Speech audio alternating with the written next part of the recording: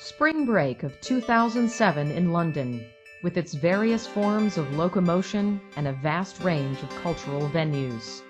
24 Brunel University students enrolled in a special topics in art history course, mapping out but a few examples of the depth and breadth of the city's artistic offerings, arrived on Saturday for a short cruise down the Thames and a bird's-eye view from the London Eye.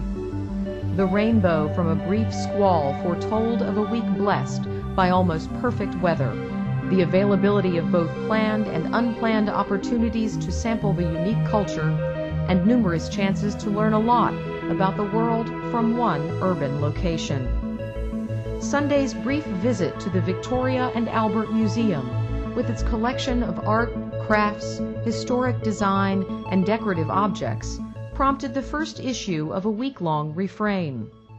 There just isn't enough time to see it all. I want to come back. From the museum, a short walk conveyed us to the famous Harrods department store for some late afternoon shopping. Monday at the British Museum featured a day-long tour of art and artifacts in the collection, beginning with the oldest object in the museum and continuing through the Egyptian, Greek, Etruscan, and Roman cultures. And almost poetically, tour guide George Rome Innes ended the day with an artifact from the Nordic invasions, just steps away from where we'd begun in the morning. Tuesday's morning schedule included a guided tour of the internationally known Photographers Gallery and its annual Deutsche Borspreis exhibition of critically acclaimed contemporary photography. The afternoon brought the class to the House Museum of 18th century British architect Sir John Soane, chock full of his well-known collection of antiquities and works of art. Upon seeing the picture room, with its layers of hinged walls hung with paintings, or having the rare opportunity to view the special request-only models room, students rightly felt they'd transcended the typical tourist experience. Thursday featured a visit to Trafalgar Square and the choice of visiting one or both of the neighboring museums, the National Gallery and the National Portrait Gallery. Subsequently, we visited the Inchbald School for Interior and Garden Design and enjoyed an open dialogue first hosted by the director herself and including currently enrolled students from South Africa, Sweden, and the UK. Brunel's interior design majors learned about differences between American and British practices and philosophies in the field, the respective histories of each country's approach to design, and enjoyed the opportunity to view current projects designed by their international counterparts. Friday's visit to the Tate Modern, to ostensibly see 20th century art from around the world, also reintroduced the concept that art can be playful, as museum guests took turns sliding from heights as high as the building's 5th floor and down through temporarily installed tubes in the atrium.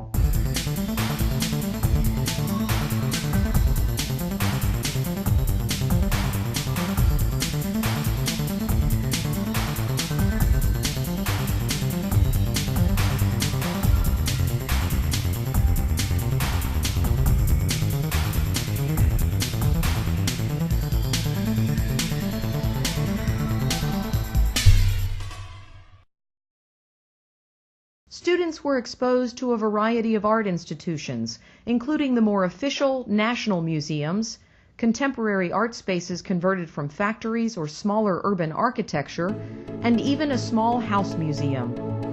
Virtually every American student's wallet welcomed the benefits of England's National Trust, which provides free general admission for visitors to many places. Such an opportunity liberated spending money for other things to do and see, such as theatrical productions like Wicked or Equus, travel just outside the city to see unique garden designs, a visit to the impressive St. Paul's Cathedral with its crypt full of the tombs of famous artists, architects, authors, and scientists, as well as its accessible dome, known as the Whispering Gallery. A tour of the Tower of London and viewing the crown jewels, and of course, to taste the culinary offerings of a truly international city. On our last night, some group members convened at the historic Blackfriars Pub, known for its Art Nouveau era interior decor. We hoisted pints to the completion of a week full of memorable experiences in both learning and leisure. Such opportunities further illustrate Brenau University's liberal education tradition.